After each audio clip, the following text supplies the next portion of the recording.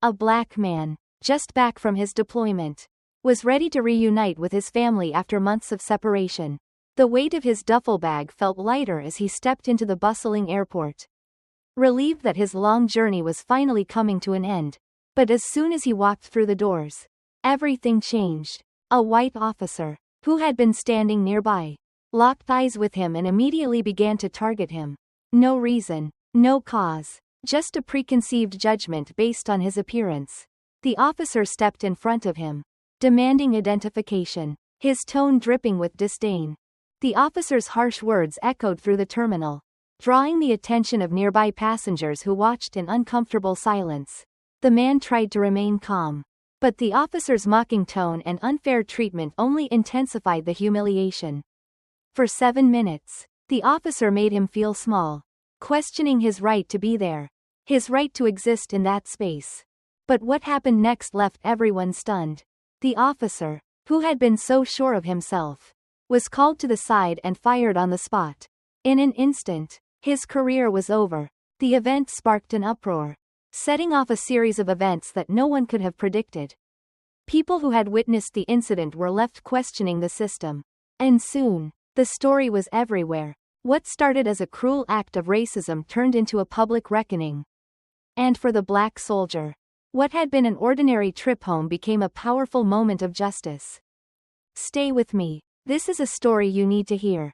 Before we begin, drop a comment below and let us know where in the world you're watching from today. And if you're moved by this story, don't forget to subscribe for more content like this. This was no ordinary day. Samuel Carter had spent a lifetime learning to recognize the moment before it happened. It was always there, just beneath the surface, waiting, like a trap hidden beneath polished floors. A shift in body language. A glance that lasted just a second too long.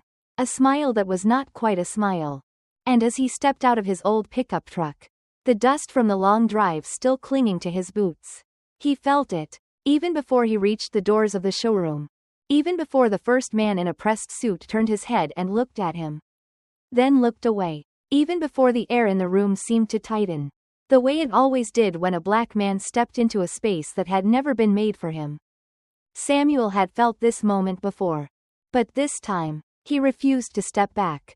The showroom was quiet in the way expensive places always were. Not silent, but muffled. The hum of whispered deals. The click of polished shoes against marble. And in the center of it all, the planes. They stood like statues, sleek and untouchable, symbols of a world that existed far above the one Samuel came from. He had imagined this moment before. He had pictured walking in, nodding to the salesman, picking the jet he wanted like any other man would. He had spent years preparing for it. Not just the money, but the belief, the understanding that after everything, after all the work, he had earned his right to be here. But belief alone could not change a room. Samuel took another step inside. And the moment before it happened turned into the moment itself. A woman at the front desk turned toward him. Her lips parting slightly, her fingers hesitating over the keyboard.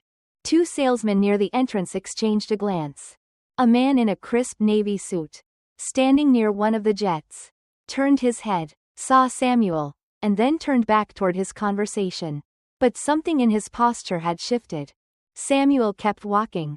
This was not new. The rooms changed. The buildings changed. The numbers on the check might be bigger than they used to be. But the feeling? The feeling had never changed. And he knew what would come next. A voice, sharp, practiced. Sir, may I help you? Not a question. A test. The kind that made it clear that help was not really what they intended to offer. Samuel turned. The man approaching him was young. Too young to own anything here. But old enough to know who was supposed to. His hair was slicked back. His suit precise. The kind of man who had never once been asked to prove he belonged. Samuel glanced at his name tag. Greg. Greg was still smiling. But it wasn't a smile meant to be returned. It was a correction. A warning. And Samuel had seen that smile before. He let the silence stretch just long enough to make Greg uncomfortable. Then, he spoke. I'm here to buy a plane. A beat. Greg blinked. And in that blink, everything was revealed. Because the script in his head had not prepared him for those words. Because men like Samuel were not supposed to say them. Because the world Greg lived in, the world this showroom represented, was built on the quiet agreement that power did not belong to just anyone. And certainly not to the man standing in front of him. Greg cleared his throat, and Samuel could see the moment he forced himself back into control. Well, Greg said, still smiling, but not quite the same way as before. That's interesting. And just like that, the game began. The words "that's interesting" hung in the air like the last note of a song Samuel Carter had heard 1,000 times before. A pause, a hesitation, a calculation. Greg's smile hadn't disappeared, but it had shifted. It was no longer polite, no longer neutral. Now, it had an edge to it. A private amusement, as if Samuel had told a joke that only one of them understood. Samuel had seen that smile before. It was the same smile the banker had given him when he applied for his first loan and was told to come back when you're ready. The same smile the real estate agent had when she said, "Oh, I'm not sure this is the right neighborhood for you." The same smile a man once gave him before calling him boy. It wasn't just a smile. It was a question. What are you doing here? And beneath it, the real question. Are you going to leave quietly? Samuel did not move. I'd like to speak to someone about making a purchase, he said. His voice was steady. He did not give Greg the satisfaction of filling the silence with uncertainty. Greg exhaled through his nose. Almost a laugh, but not quite. Of course, he said. Let's see what we can do. And with that, the game truly began. Greg did not walk toward the display models, toward the real work of selling a jet. Instead, he lingered. Samuel knew what he was doing. He was waiting for Samuel to shift under the weight of the room's attention. Waiting for the other salesmen to notice. And they had. Greg's game was not about service. It was about making sure everyone else in the showroom understood what was happening. The wealthy customers in tailored suits, murmuring in quiet corners. The executives glanced up from their conversations. The receptionist, pretending not to listen but very much aware. Samuel could feel them shifting. No one was speaking, but they were all participating. Because this is how it worked. When a black man stepped into a room like this, a room he was never meant to enter, he became an event, a moment to be witnessed, a disruption. And Greg was making sure they all saw it. But Samuel Carter had spent a lifetime learning how to hold his ground in rooms like this. So he stood tall. He did not shift. He did not hesitate. He simply waited for Greg to make his next move. And then, finally, Greg nodded, as if he had made a decision. I'll need to see some credentials, he said. There it was. Not "may I have your name?" Not "what kind of model are you interested in?" Not "how can we assist you?" No. Straight to credentials. Straight to prove yourself. Samuel had been expecting it. He reached into his pocket, pulled out his identification, and handed it over without a word. Greg barely looked at it before passing it back. Samuel saw his fingers twitch, as if itching to toss it onto the counter rather than place it in his hand. And then Greg turned slightly, just enough to make eye contact with a man standing near the manager's office. Another salesman, older, more experienced, a man who understood the real power in places like this. Samuel watched the silent exchange happen between them. The small nod, the flicker of recognition, the moment where Greg said, "I'm handling this," and the older man replied, without words, "Make sure you handle it right." Greg turned back to Samuel, his smile returning, but sharper now. "Well, Mr. Carter," he said, "jets aren't like cars. There's a process. You don't just pick one and drive it home." Samuel said nothing. Greg gestured toward the showroom floor. "Why don't I walk you through some of the models?" he said, but he didn't move. Because this was not an invitation. It was a dare. "Are you really going to keep going?" Samuel met his gaze. And then, quietly, he smiled, and stepped forward. Because Greg had made a mistake. He had assumed that Samuel did not know how to play this game. But Samuel Carter had been playing it his whole life. Samuel Carter had stepped forward. But the game was far from over. Because this game, this performance of power, was never won in a single move. It was designed that way. It wasn't enough for them to see you standing there. You had to be questioned. You had to be tested. You had to be made to feel the weight of every inch you took in a room not built for you. And Samuel could feel it happening now. Greg led him toward the display jets. But he was not leading him anywhere at all. He was stalling. Samuel could see it in the way Greg walked. Not briskly, not with the purpose of a man selling a product, but slow, deliberate, dragging the moment out. Because that was the real game. Wasn't it? The game was not about the jet. The game was about how much humiliation Samuel was willing to endure before deciding it wasn't worth it. Now, Mr. Carter, Greg began, his voice slipping into something almost rehearsed. The voice of a man who had decided the outcome before the conversation had even begun. I want to make sure you understand what you're getting into. Samuel did not answer. Because there was no real question. Greg continued anyway. These aircraft, they're not just for, well, they're not everyday purchases. He smiled as he said it. The kind of smile that men like him had perfected. A smile that apologized for nothing. Samuel held his ground. Good thing I'm not an everyday man, he said, his voice smooth as stone. For the first time, Greg hesitated. Because Samuel had given him nothing to hold onto. No nervous laughter. No shifting. No scrambling to justify himself. Just a calm, unwavering presence. But Greg recovered quickly. He gestured toward the jet nearest to them. Not the one Samuel had been eyeing. But a smaller, older model. Now, something like this, Greg continued, might be more realistic for a first-time buyer. Realistic. Samuel almost smiled at that. He had worked his entire life. Built something out of nothing. Watched his father break his back for pennies and still keep his dignity intact. And here was this man, standing in front of him, telling him what was realistic. But Samuel knew better than to react. Because the moment he reacted, he lost. So he did not take the bait. Instead, he glanced past Greg, deliberately, effortlessly, and pointed to the newest, most expensive jet on the floor. I want to see that one. For a brief moment, Greg said nothing. And that was the loudest moment of all. Because silence, in rooms like these, was never empty. It was full of decisions being made. Full of calculations being rewritten. Full of men trying to figure out how far they could push before the world turned against them. And then, slowly, Greg smiled again. But this time, it was tighter. Because now, he had a problem. He had tried to dismiss Samuel. He had tried to condescend to him. And now, the entire room had seen it fail. And when a man like Greg failed, he did not back down. He doubled down. Well, Greg said, forcing a small chuckle, that's certainly an ambitious choice. Ambitious. Another word that did not need to be explained. He turned toward the receptionist's desk, where another salesman stood watching, arms folded, smirking. Would you mind getting the brochure for the XG900? Greg called out. Our potential buyer would like to see it.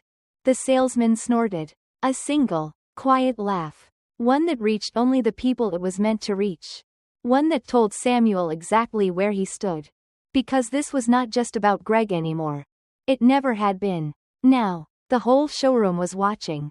And that changed everything. A few feet away, a woman in a navy blue dress leaned toward her husband and whispered. He's serious? Her husband, a heavy-set man with a gold watch that caught the showroom lights, did not bother whispering back. Not for long. A younger man, barely 30, smirked and muttered, maybe he thinks it's a rental. And that was the thing. Wasn't it? No one had said the word. No one had needed to. Because it had already been understood. The audience had been chosen. The roles had been assigned. The performance had begun. And Samuel Carter was expected to play his part. To lower his eyes. To shrink. To make it easier for them. Because that was the price of admission. If a black man was going to step into a room like this, if he was going to pretend that he belonged, then he had to earn it. And if he didn't, they would make him pay for it in other ways. With silence. With whispers. With the weight of a room pressing down on him. Waiting for him to crack. Samuel Carter had spent a lifetime walking into rooms like this. And not once, not ever, had he cracked. So he folded his arms. Shifted his weight. and let them feel the silence for once. And waited. Samuel Carter knew what they were waiting for. They were waiting for him to be embarrassed. They were waiting for him to prove them right. To shake his head. To back away. To mutter something about just looking and turn toward the exit. They were waiting for him to understand the mistake he had made. But Samuel Carter did not make mistakes. He did not ask permission. And he damn sure did not walk away. The salesman returned with the brochure, holding it lightly between his fingers as if it might contaminate him just by passing it over. Samuel reached for it, but Greg didn't let go right away. Another test. A half-second of hesitation. A moment that said, "You don't deserve this. You don't belong here. And we both know it." Samuel took the brochure without a word. Greg took a step back. As if Samuel had taken more than just a piece of paper. As if Samuel had taken something else. Something unspoken. And maybe he had. Because now, Greg was shifting. Now, the game is turning. "All right, Mr. Carter," Greg said, voice slipping back into its smooth, condescending rhythm. "You wanted to see the XG900. Let's go take a look." It should have been an easy thing. A salesman showing a customer a product. But this was not just a sale. This was a ritual. A process of proving, step by step, that a black man's money could never be enough. Not here. Not in their world. Greg led the way, moving with a slow confidence. Like a man who believed he controlled the outcome before it had even begun. The other salesmen did not follow. But they watched. The customers did not speak. But they listened. Because this was not just about a man buying a plane. This was about whether a man like him would be allowed to. They stopped in front of the aircraft. It was beautiful, sleek, polished, built for power and ease. A thing meant to move above it all. Samuel ran his fingers along the metal, feeling the cool surface beneath his calloused hands. And for a moment, just a moment, he imagined it. Imagined himself stepping inside, taking the pilot's seat, watching the land disappear beneath him. Imagine the look on his father's face. The way the old man would have smiled. Half proud and half worried. Because dreams this big always come with a cost. And Samuel had always been willing to pay it. But Greg? Greg had other plans. "I have to ask," he said, arms crossed, voice dripping with polite disbelief. "How do you plan to finance something like this?" There it was. The next wall. The next barrier between Samuel and the thing he had already earned. Samuel turned to face him. Slow, deliberate. "I didn't come here to talk about financing," he said, voice even. Greg chuckled, shaking his head. "Right. Of course. But see, Mr. Carter, this isn't exactly a cash transaction." A few customers nearby smirked. A woman whispered something to her husband. And suddenly, the whole room felt smaller. Because this was how it worked. It was never about outright refusal. That wasn't how the game was played anymore. No, the game had evolved. It had become smoother, quieter. It had learned to wrap itself in policy. To hide behind procedures and paperwork. It had learned to say, "It's not that we don't want to sell to you. It's just that we need more information. It's just that we have a process. It's just that we have to be sure." As if assumptions weren't already being made. As if men like Samuel hadn't been proving themselves from the moment they were born. Greg leaned in slightly, lowering his voice as if offering a favor. "I just want to save you some time," he said, smiling. "Because this isn't something you just walk into and buy." Samuel tilted his head. And then, calmly, quietly, he reached into his jacket pocket, pulled out a cashier's check, set it on the table between them, and waited. Greg did not move, because now, he had a choice to make. He could look at the check, acknowledge it, and accept that Samuel had already won. Or he could push this game one step further. And Samuel could see it. The moment of hesitation. The moment Greg realized he had been backed into a corner of his own making. Because the money was real. Because the plane was for sale. Because there was no more excuse. But Greg? Greg was not the kind of man to lose gracefully. And so, instead of looking at the check, instead of moving the process forward like he would have done for any other man in the showroom, Greg smiled, shook his head, and said, "I'll need to have my manager approve this."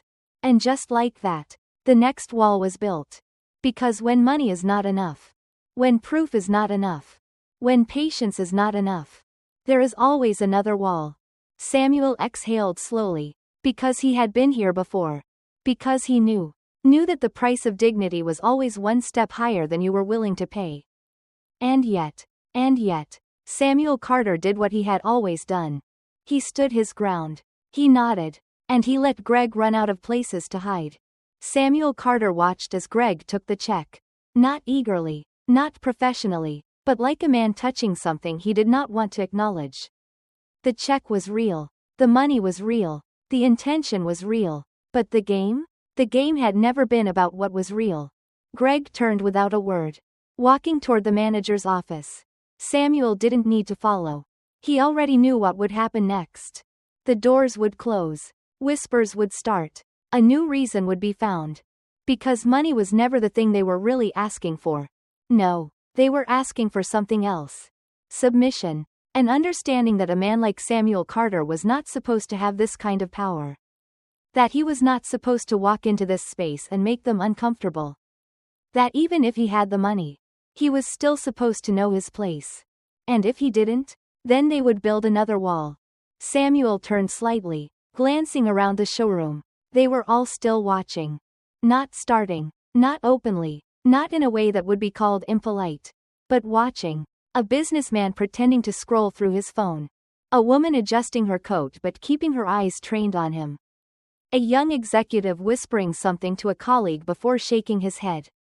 And behind them all, standing near the entrance, the security guard, not moving, not approaching, just waiting, because that was how it worked.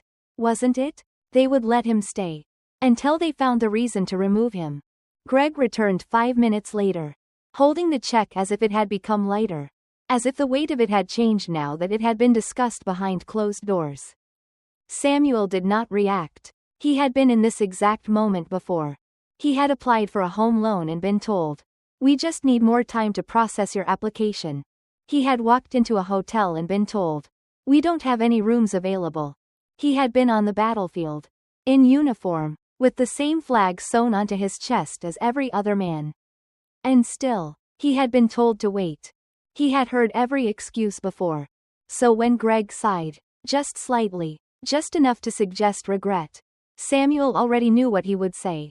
"Well, Mr. Carter," Greg said, his voice still polite, still sharp, "I spoke with my manager. And unfortunately, we're going to need a bit more than this check before moving forward." Samuel didn't blink. "What else do you need?" he asked. Keeping his voice steady, Greg smiled. "We'll need a full background check. A credit report, proof of assets, a letter from your bank." Samuel exhaled through his nose. That was the next wall. Because there was always a next wall. Greg kept talking, laying out a set of requirements no other man in this room would have been asked for. Not the businessman standing by the Gulfstream model. Not the silver-haired executive sipping coffee by the window. Not the middle-aged man in the navy suit currently inking a deal at the far desk. They had walked in, shaken hands, and signed contracts. Because they were trusted. Because their money was always enough. Because they were never asked to prove they belonged. But Samuel Carter was different. And they all knew it. Greg's voice was still moving. Still explaining. Still listing demands dressed as policies. Rules written only for men like Samuel. But Samuel wasn't listening anymore. Because he had already made a decision. He reached out, slow, deliberate, and took back the check. Greg hesitated, unsure whether to look relieved or victorious. The others in the showroom shifted slightly. The energy of the room settling. As if the disturbance had passed. Because that was what they wanted. For it to be over. For Samuel to understand his mistake. For him to take his check. Take his boots. Take his dignity, and leave. And for a moment, just a moment, they thought that was what he was going to do. But instead, Samuel Carter turned, not toward the door, but toward the manager's office. And started walking. The silence behind him was instant. Because now, they did not know what would happen next. Because now, Samuel had stepped out of the role they had given him. He was not leaving quietly. He was not arguing angrily. He was moving with intent. And that terrified them. The manager, a man in his late 50s, balding, wearing a suit just slightly too tight around the waist, looked up as Samuel entered. He had already been expecting this. Samuel sat down, placed the check on the desk, folded his hands over his lap. And then, calmly, he spoke. "I'd like to know," he said, "what exactly it is you're afraid of." The manager blinked. "Afraid?" he repeated. Samuel nodded. "You have my money," he said. "You have my name. You have my record. And yet, somehow, none of it is enough." The manager sat back, exhaling slowly. "Mr. Carter," he said, slipping into his own well-rehearsed rhythm, "we simply have policies in place to ensure that every client." Quote. Samuel raised a hand, and the manager stopped talking. Because for the first time today, someone else controlled the conversation. Samuel leaned forward, and his voice was quieter now. But he made sure they all heard it. "You don't want me to have this jet," he said. The manager opened his mouth.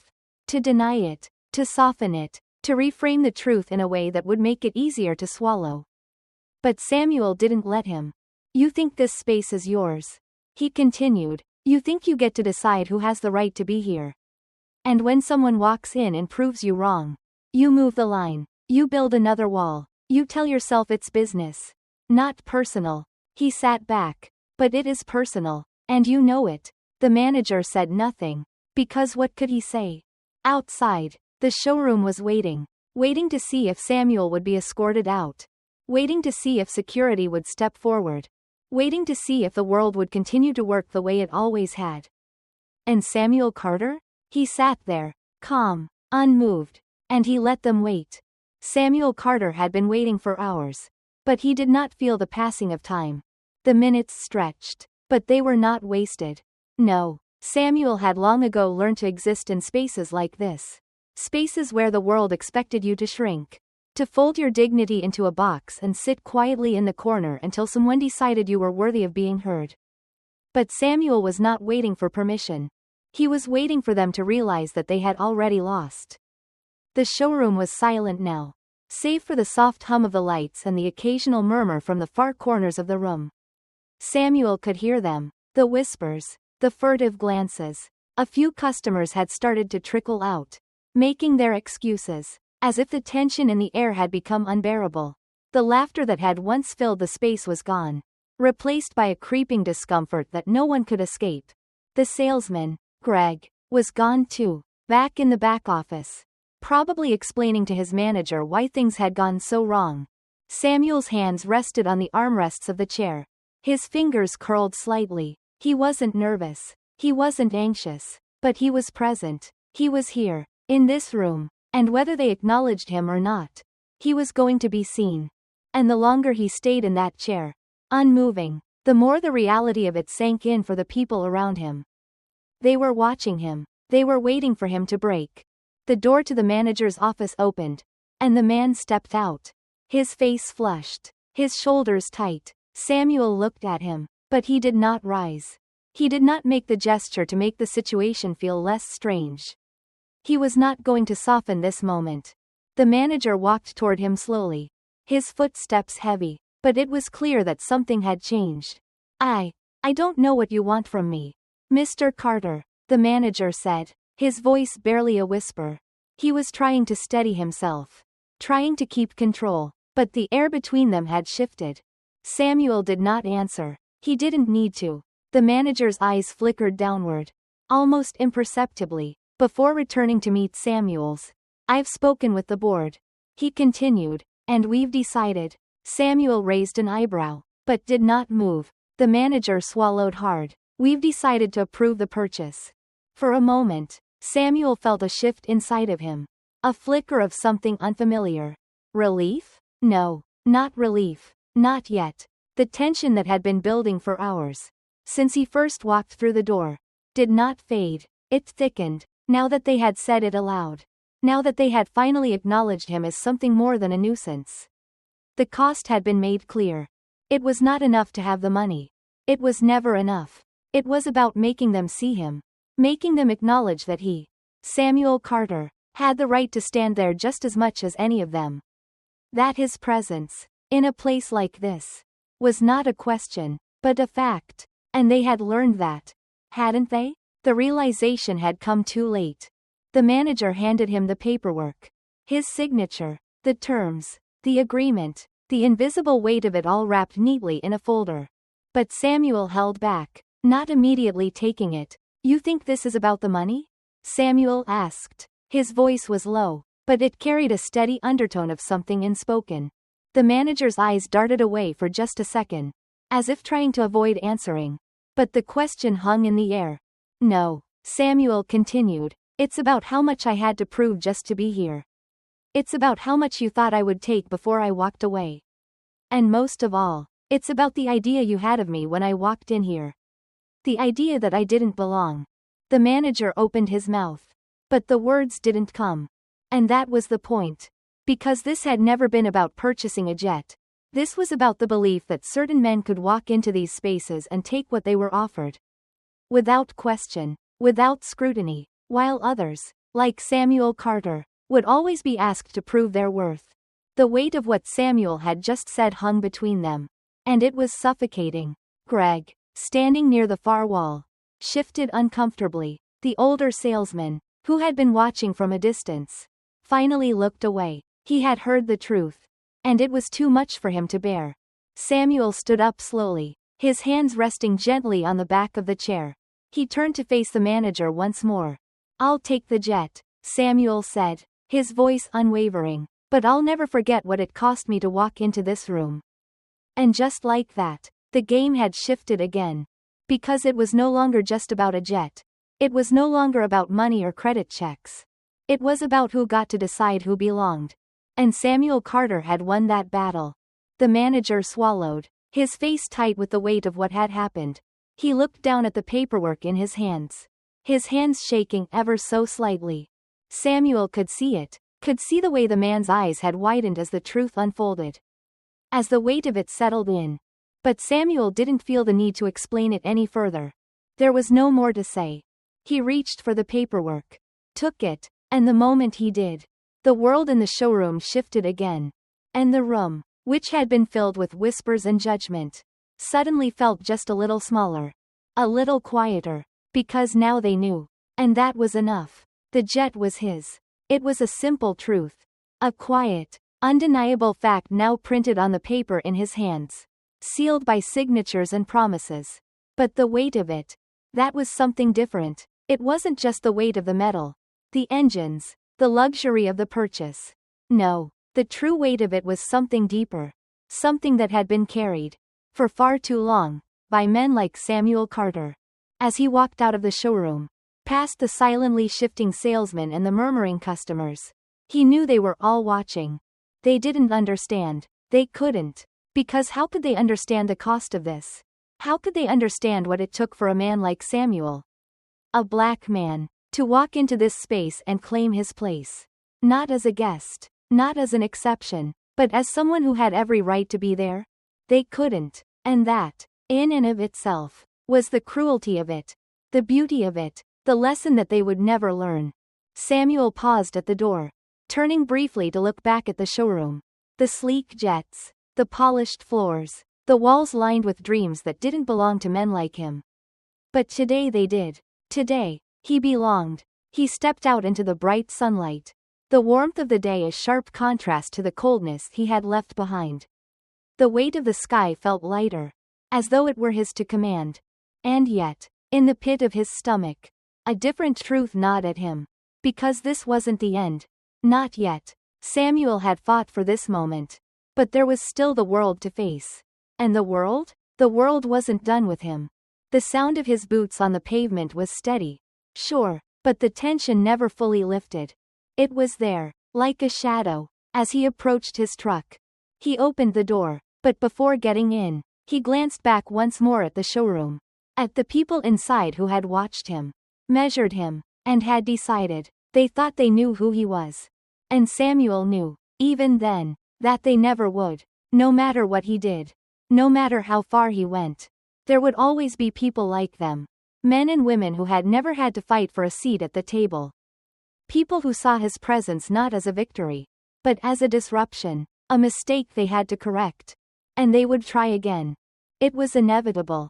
But Samuel Carter wasn't afraid of that. He wasn't afraid of the fight. It wasn't new. He had faced it his whole life. As he drove away, the jet sitting in the hangar behind him, the feeling of triumph mixed with something else. A quiet, subtle sadness that settled over him like a shroud. Because what had he really won? A jet? Or had he won something deeper? Something that was hard to name. Hard to touch. A moment of truth that others would refuse to see? His fingers tightened on the steering wheel. A slight tremor running through him. No, the fight was never about the jet. It was about the world's refusal to see him. And now that they had no choice but to see him, there was no going back. The weight of it would follow him wherever he went. And though it would never fully leave him, it was a weight he was finally ready to bear. Because Samuel Carter had learned the hardest lesson of all. To claim his space in the world. Even when the world told him he didn't belong. And that, in the end, was the one thing no one could take from him. Not the jet. Not the money. Not the judgment of the men in the showroom. What they had given him. What they had forced him to claim. Was his place in the world. And that was a victory no one could ever erase.